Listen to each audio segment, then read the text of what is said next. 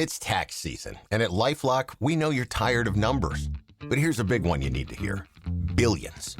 That's the amount of money in refunds the IRS has flagged for possible identity fraud. Now here's another big number. 100 million. That's how many data points LifeLock monitors every second. If your identity is stolen, we'll fix it guaranteed. One last big number. Save up to 40% your first year. Visit LifeLock.com/podcast for the threats you can't control. Terms apply. Faraday presenta Ojos con Alergia y Picazón contra el jardinero. Y el ganador es Faraday Extra Fuerte. Para aliviar la picazón de los ojos por alergia, actúa más rápido y supera a Claritin y Flonase aún a las 24 horas. Faraday, adelante. Good evening, ladies and gentlemen, and welcome to the Wrestling Draft.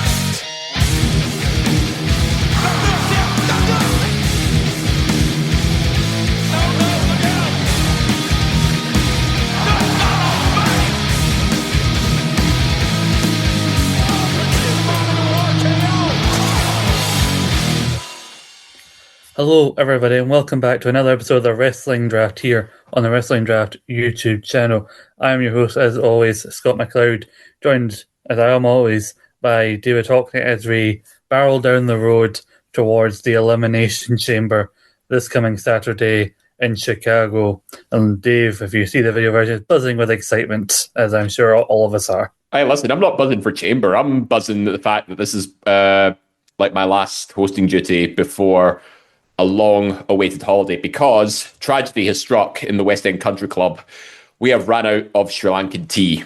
So I'm heading back to the Indo-subcontinent island nation to get the finest Sri Lankan tea straight from the source itself, because you know how far it takes to export it, how long it takes to export it, the quality will just dwindle. And, we accept nothing less than top quality at the West End Country Club. So, yes. And whilst I'm there, I might do a bit of surfing. So, yeah. Yeah. And I was definitely paying attention to all of that stuff. Basically, that struggle of running out of tea, that Sri Lankan tea, you really are in touch with the struggles of the common man, aren't you?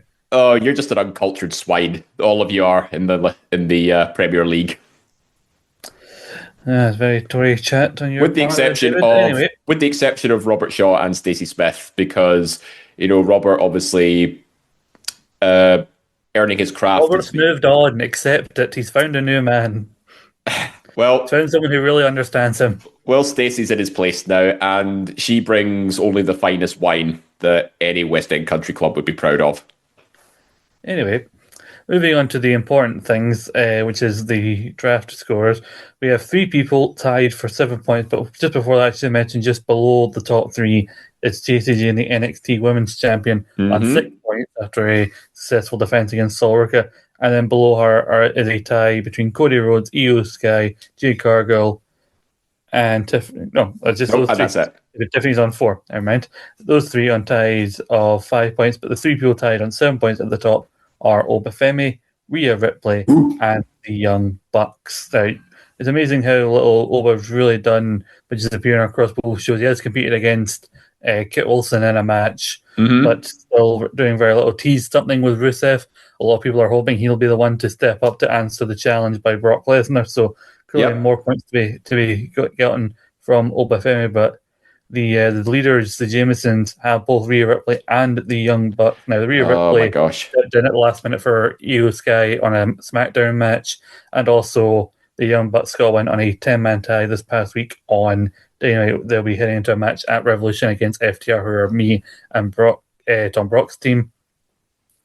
Now, I was not trying to say that the Jamesons had made a mistake by not taking Io and Rhea as a tag team. I just said I was surprised that they hadn't done it. It felt like a common draft move, similar to what you did a few seasons earlier with Charlotte and what Charlotte and Bliss, what David Campbell tried to do with the Golden Role Models before they split up like a week into the season.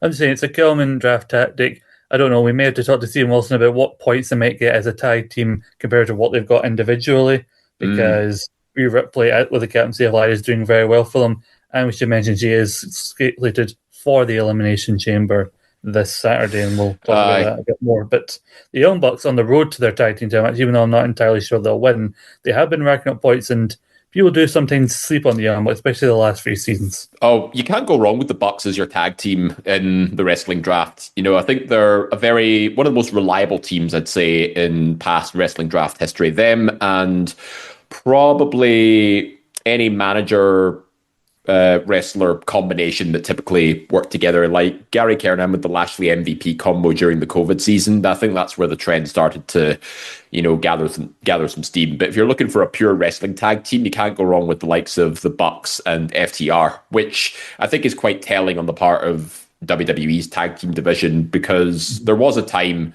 during like the SummerSlam 2025 season, there was a whole cavalcade of tag teams to choose from the SmackDown brand alone. But now look at the state of it. It's really just sort of gone downhill a little bit. So the Jamesons picking up the Bucks has been wonderful for them. Not to mention, I think they had a stroke of luck with Rhea Ripley getting subbed in for Io Sky on SmackDown against Julia. But yeah, I guess hindsight is a wonderful thing. Choosing Rio as a tag team turned out would have been the wrong choice. So yeah, well, Rhea Ripley is... I'm going to ask Steve Molson for next week to see what the score would have been them as a tag team compared to them, what they've currently got in singles, because Rhea Ripley is currently, as we record this, on 35 points overall. She's the highest scorer of the Jamesons with the captaincy applied, yeah. The captaincy applied, to put that in perspective, a bit of a spoiler, the Jamesons have 75 points, so 35 of them are by Rhea Ripley, a significant portion by them. And she's one of the... I think she's going to be one of the surprise of the team as well. So the Aussies are really carrying the Jamesons right now, because for sure, yeah, by association with Will and Nightingale and their women's tag team title defenses. Well, don't go fully investing in the Aussies, because I think one team's had a big problem going forward. Yeah. That would be the Bronson Reed Rangers making the division the most cursed wrestling faction since NWO 2000. Well, I was going to say the Nexus, but okay. Well, no, NWO 2000 started while Bret Hart was concussed, and then after January, you had Kevin Nash and Jeff Jarrett left, and everyone else was hurt. It's an old reference for people who know. Yeah, it's like the division never really got going, when the injuries start piling up.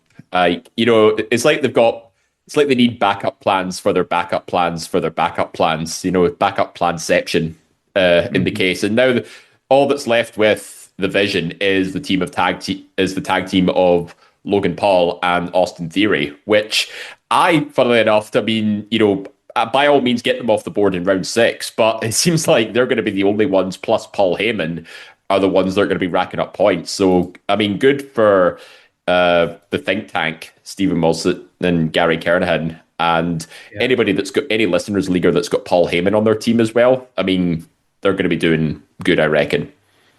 Definitely. I do think that it was wise to pick them as a tag team in hindsight, because I don't know what Bronson was going to do at Mania now that, Braun got hurt, but the fact that they're the only two left, and yet the two people who feel the most randomly put into the Vision, and I said in our draft chat, it's like the Sugar Babes, they just keep interchanging people until it doesn't even look like the original faction. Who are they going to get in next while Braun and Bronson are out? Just chuck anybody in that group. Yeah, or like WWE's Mixed Match Challenge, when the second round of Team Little Big ended up becoming, I think, Apollo Crews and Charlotte Flair for some reason. So, you mentioned also about Braun Breaker. He is on the Jamesons team, so the Jamesons' strong performance so far is the afternoons, and we'll constantly remind us, with only 5 people. So if you imagine Braun being on TV as often as the Vision is usually appearing on TV, and in some sort of program that would lead into WrestleMania, I think they'd have an even more substantial lead on this. But looking still at the doing well though itself, Gary Morris and Robert Shaw, the people on 36 points, just behind me. You like to see it. The people being at the bottom. You like to keep the people down, do you? Typical Tory attitude. I think no. That's 40 points. That's not the joke I was going for, but yes, I know, but it's the one I did, and it was funnier. West End Wine Lovers should have had us on my least favourite number of 44. Me and Tom are playing the long game still, and I'll come back to that. Roscoe, 45.5 points, just ahead of them. Andy and JP on 46.5 points. Then we take another jump to the top. You're not going to say their team name? What? Are you not going to say their team name? No, because I keep getting it wrong. Vibe Nation on 61 points. With 0 vibes. Yes. Then the Think Tank on 66 points, performing strong. And they would have gotten away with being the number one team too if it wasn't for Dan Axel Jameson and his meddling kid. They're on 75 points overall. And we all, I think most of us had the Jamesons down as, failures because of Braun Breaker's injury. But lo and behold, Rhea Ripley's proven to be the juggernaut, and Harley Cameron being a dark horse of their team. And I think it's safe to say, Rhea Ripley is going to be one of the stronger competitors in the Elimination Chamber. So even if she racks up like 2 eliminations, for example, that's going to plough them ahead, especially with the captaincy applied. So I think the Jamesons have done well for themselves so far. But you have to assume Rhea has to have a good chamber performance. She might not win, but even just a couple of eliminations will do good. Yeah, Warrior's not going to win the chamber. Again, part of the reason I thought they'd be better tag team, because when you talk about the state of tag divisions, a lot of the better teams going right now, and the better options is actually in the women's division for one. And I really That's why we chose the Bella Twins. And right at the top of the list, 2 of the most popular people's singles NAM put together is Rhea and Io. So, regardless of singles or in tag team, they're going to be all over the shop and probably give the women's tag titles a prominent spot at WrestleMania. So Rhea will have a spot at Mania. But as you mentioned, I don't think we've mentioned before so far this season that as we are building to the chamber, each elimination is scored for points like a win, much like an elimination from the Royal Rumble you get points for, although you will lose points if your person is eliminated. So we hope they get a good performance before they are eliminated. Yeah. So I think we will be down to the final 3, possibly final 2 in the chamber. But, I don't know if she will win. But, could be between her and Tiffany. Mm-hmm. But she will have a strong presence on the road to Mania. But even as much as Dan's enjoying this, he isn't entirely confident in him winning. He said they'll settle for being in the middle, is what he said in our chat. And I think eventually it won't be a case of their momentum slowing. It'll be the fact that other people are waiting for their own major wins on their team, and those will start racking up, especially there are 3 people who things could really turn around for when we come to the Elimination Chamber. But looking ahead, but before we get to the chamber, we must look at the Listener League with a familiar name on top, and I do love to see it personally. Yeah. What's the top 5 looking at as we on the road to Chicago? So it's a very, very hot contest for second place because only 1 point separates. I think we've got 7 competitors, all within 7 points of each other at the top of the table, and only 1 point separates second from 7th. So I'm going to give you 7th place for this one because it's that tight. So we have John Sly with Where's Sammy? His team consisting of Liv Morgan, Dominic Mysterio, Bronson Reed, the aforementioned injured Bronson Reed. So the Usos, which is only 1 Uso currently, Tiffany Stratton and El Grande Americano. So I think if Tiffany has a good Elimination Chamber performance, he could pull ahead, but the Bronson Reed injury is going to set him back. And with the Usos, only being Jay currently, again, that might hamper his progress. But we have a 3-way tie for 4th place, believe it or not, all on 59.5. So it's some very, very hot contests here. We have Sam with La Fazione. Where are all these half points coming from? There's a bunch of half points in the main league in here. Where are all these half points suddenly coming from? Well, it's Sam with La Fazione Muy Gobernable. Nikki Presland with Dwayne The Rock Paper Scissors, and Lee McAteer with JP's Love Child. So Sam's team consists of Obafemi, Young Bucks, Paul Heyman, Lash Legend, Tiffany Stratton, and Gunther. Very solid team on paper, but the half points where Lash Legend comes in. Nikki's team, Rhea Ripley, Carmelo Hayes, The Vision, MJF, Sol Ruka, and Gunther. So sensing a bit of a trend here. Can Lee make it 3 for 3 with the Gunther picks? No, he doesn't. So Lee's a little bit different. He's gone Cody Rhodes, Paul Heyman, Joe Hendry, Lash Legend, Tiffany Stratton, and Dark State, which Dark State, funnily enough, lost the NXT tag titles to the Vanity Project on NXT. So a bit of a setback for them there. But Tiffany Stratton seems to be the common factor amongst these guys. So I think, a good Tiffany performance might shake up the table here. Third place, tied with second, actually, both on 60 points. It's Luke Scott with the bumps and David Jindoyan with big meaty men slapping meat. So I think Luke's sort of been making waves a little bit. So his team consists of Obafemi, Io Sky, The Vision, Paul Heyman, Lash Legend, and Tommaso Ciampa, who is out of the negative points brackets now, but he's still on a big fat 0. Obafemi carrying his team with the captaincy applied on him as well. So, yeah, maybe there's more to Obafemi's run. Even though like West End wine lovers have put him on the second choice for captain behind Carmelo Hayes at this stage, but. At least we've got the option to change. I think having the captaincy on Oba at this point, probably a wise choice. And as for David Jindoyan, he has Liv Morgan, The Vision, Paul Heyman, Dominic Mysterio, Tiffany Stratton, and Jordan Grace. So a lot of the listeners' leaguers picking up the combination of Austin Theory, Logan Paul, and then adding Paul Heyman on the side. So taking what's left of The Vision, shall we say, avoiding the injury-prone folk here. Not a lot of standouts, but again, the Tiffany Stratton factor is coming back into play here. So I think Tiffany winning the chamber could certainly help a lot of these guys out here. But top of the table, as you said, Scott, it is an old favourite. Former Premier League competitor Anthony Fitzpatrick with main league didn't complete it, mate. Top of the table, looking to win his second Listeners League title. He's on 66. All his team are on double digits, and you'll probably sense a trend here. We have Harley Cameron, Don Callis, The Vision and Paul Heyman, Liv Morgan, Dominic Mysterio. So yeah, the old combinations picked as singles picks and the tag team with Paul Heyman, The Vision, etc. That seems to be the theme here. But I think it's safe to say, some of the positions 2 to 7, I think they're banking on a Tiffany Stratton Elimination Chamber win here, and I think that might enable them to overtake Anthony at some point, because as it stands, Anthony doesn't have a lot of representation going into the Elimination Chamber. Yeah, that will probably hurt him. I do know there's two really strong picks from my team who've been doing well in Liv Morgan and Dominic Mysterio. Liv Morgan being my cat, and also who officially made her choice on Raw, which means the result of the Women's Chamber will be to see who fights Jade at WrestleMania.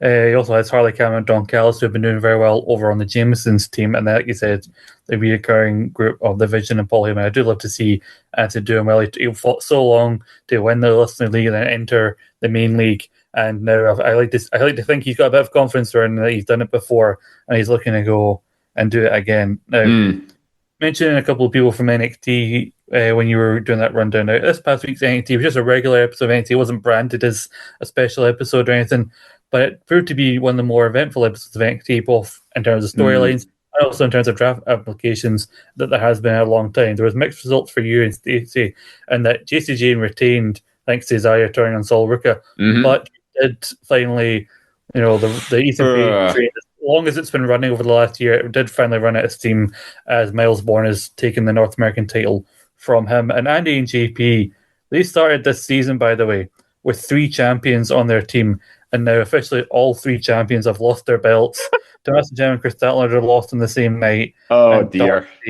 Lost to the Vanity Project thanks to Tony D'Angelo interference. Oh, they've had a howler in the first couple of weeks. 3 champions and now none.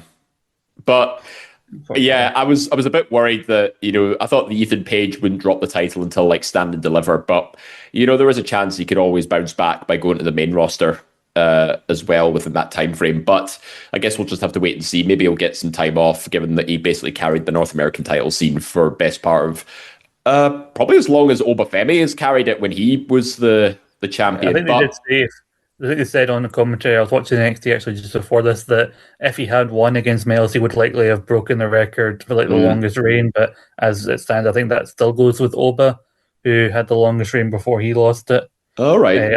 Either him or Wesley, but he was closing in on that record, was Ethan Page, before he lost to Miles Bourne. It's good news for JC Jane, though, because even though she got a retention over Sol Ruka, she is now scheduled to defend against Zarya next week on NXT, because it was I took out Sol, now you owe me one. So I get the feeling this could be easy points for JC Jane next week, if Saul ends up costing Zarya.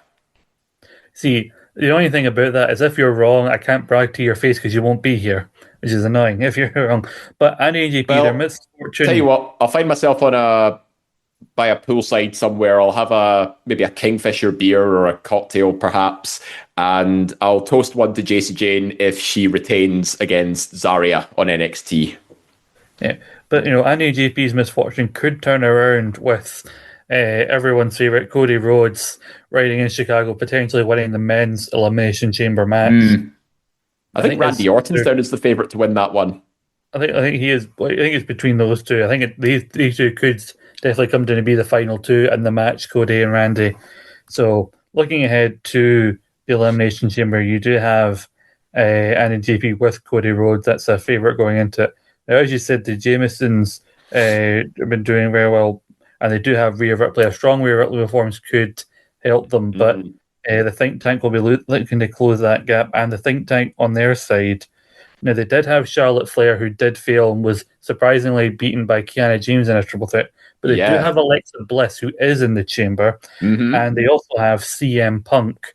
And with all the hype around it, unfortunately, it doesn't look like Finn Balor's going to be making his way into that main event. So pay-per-view title defense by CM Punk, who isn't the captain. That's on Jon Moxley, who got another eliminator win on Dynamite. That makes it 4 he's won so far, I think. No, they did the right thing. They did the right thing putting the captaincy on Moxley, I think, because he's currently 3rd overall in terms of scorers this season, only topped by Rhea Ripley and Willow Nightingale. Yeah, so it's interesting to see. Like, those are the top two in terms of the table so far, and that a Punk win could be really great for them and retain the title on pay-per-view and Alexa Bliss performance, but neither which are the captain, and a strong enough performance by Rhea, like 1 or 2 eliminations, as you said, could keep that gap still open. Still, James kicking away at the Think Tank. No, get away, keeping that lead strong. But also, we should mention that the Think Tank are tied with the Vibe Nation, who going into this, the team with no vibes. They do have the Usos as a team, but that won't help them if Jey Uso gets a good performance. And their only hope for points at the Chamber is on Becky Lynch. She's a good choice, not just her saying it, lots of people have said it. She's the only one they have, because they do have Willow Nightingale, who's been doing well for them, and Gunther making regular appearances, but they do have the now injured Bronson Reed, and they do have Solo Sikoa, who's not on the show. They have Jey Uso, but unless he appears in his entrance with Jimmy Uso or doing that shot when they enter the arena with Jimmy Uso, they'll get some appearance points, but nothing else. Throw it a bone with that initial title defense against Alpha Academy, but apart from that, it's been all Jay, unfortunately. Yeah. So Becky Lynch is their main hope, who's only on 5 points so far. So if Becky was to lose to AJ Lee on Saturday, I'm a bit defeated on what could happen, because I was really surprised they didn't say this for WrestleMania. You know what I'm thinking? I think AJ wins by disqualification. And that keeps the feud going, but it gives AJ momentum.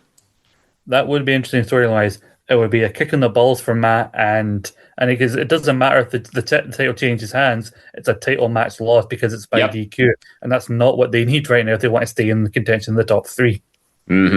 Yeah, it's like, that's the logic that applies. Just like title eliminators means title is not on the line. It's just like a contenders match. It's also unfortunate that you don't really have anybody at the Chamber, unfortunately, Dave. Yeah, it's a bit of a shame. Carmelo Hayes was in a qualifier, but he did lose to Trick Williams, unfortunately. Yeah. He did have JC Jane and all that, but still no appearances from her. Oba Femi, unlikely to appear. I was hoping Oba would be put in the Chamber. I think because he's had a ton of momentum behind him. I thought strike while the iron's hot, but I think they're taking the cautious approach with him, which is a bit of a shame, really. But because they need some more big names on the roster, they need people to get some exposure. But then again, maybe it's just the transitional phase. And Oba's across both shows anyway, so he is racking up appearance points and he's getting wins over, couple over Kit Wilson. He looks like he's having a Rusev match at some point. Carmelo, honestly, the strategy was, capitalize on the US Open Challenge. And now that he's not doing that for the moment, it's kind of crippled us a little bit.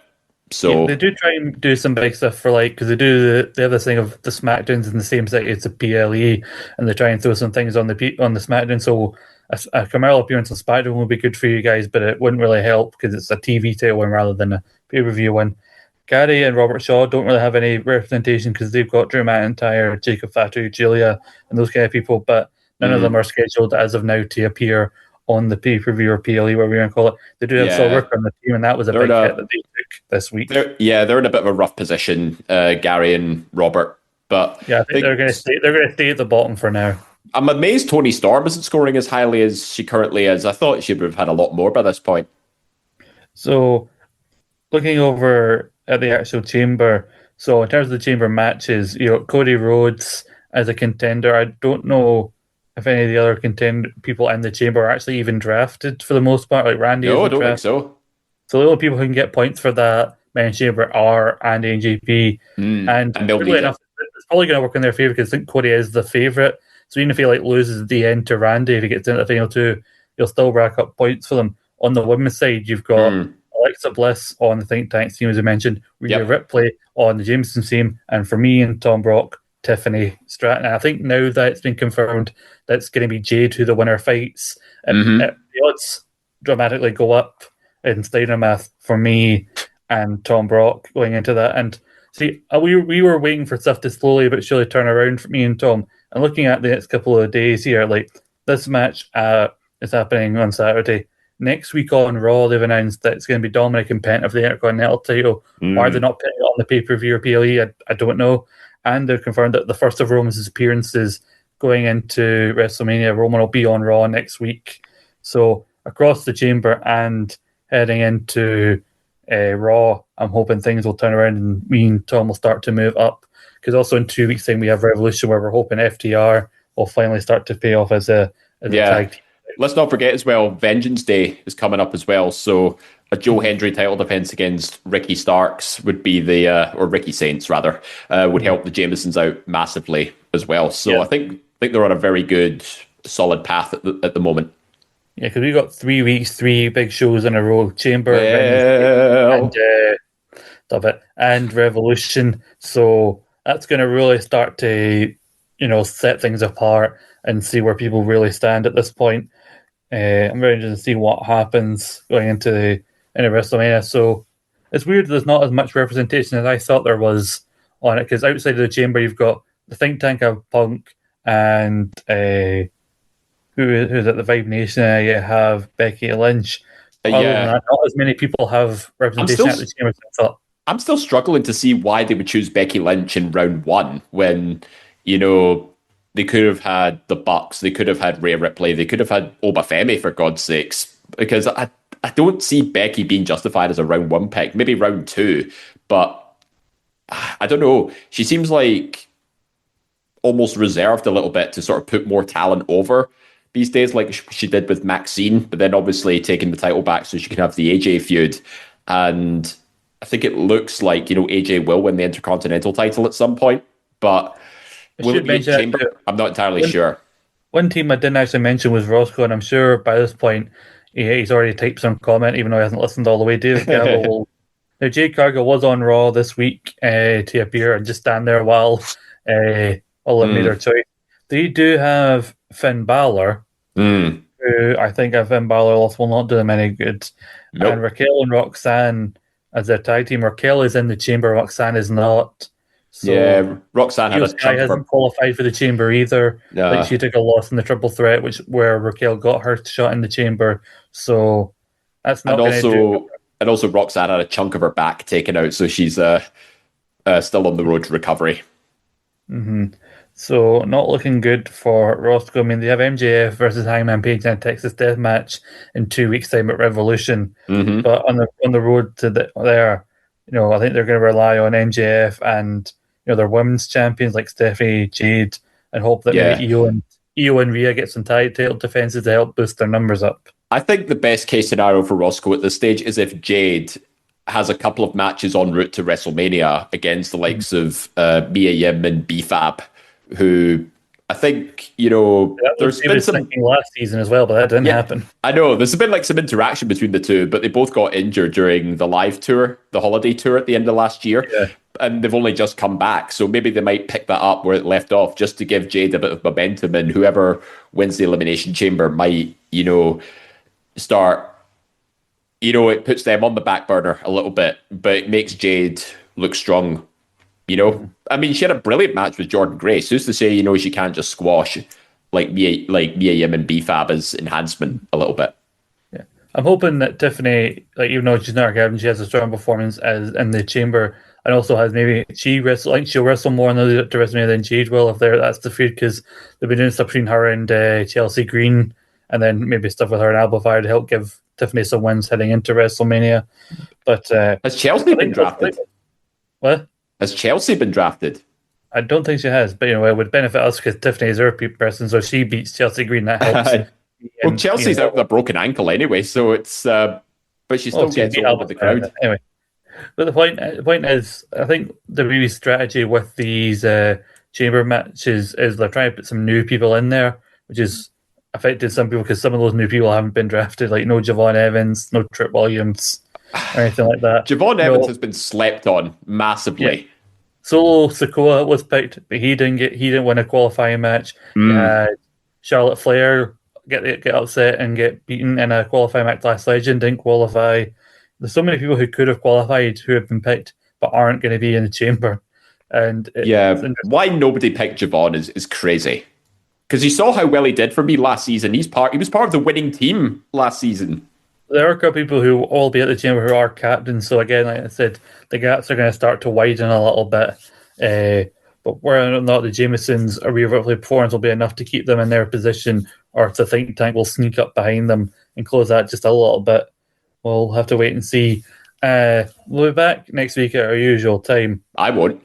I was getting to that. He's so impatient. We'll be back at our usual time. The draft show goes on, but Dave will not be here next week. He works really hard, once a week on this show. That he needs a holiday. That we'll be getting in members of our Contributors League over the next couple of weeks. I don't know who we're going to get just yet. But we're going to get people in to give their thoughts on the season so far, what happened at the Chamber heading into Vengeance Day, and we're going to talk about the varying teams and get it from their players' perspective, which I always enjoy getting, especially now that we're a few weeks in, the scoring has been made clear on some of these picks. Mm-hmm. But stay tuned to see who we get in to fill in the co-host position. Make sure to subscribe to the Rooters and Jav View channel. There's a like, rating, review on your chosen audio platform if you prefer to listen to this in the audio realm on Spotify, iTunes, Google Podcasts, Podbean, wherever you choose to get your podcasts. And make sure to follow us on Twitter at wrestling_draft. From David Hockney, until we see you again in a few weeks' time. Thank you once again for another week of podcasting. I'll bring the Sri Lankan tea next time. And I won't drink it. Anyway, thank you everyone. Join me and as yet unnamed co-host next week. Same draft time, same draft channel. Bye-bye. See you later, you uncultured swines.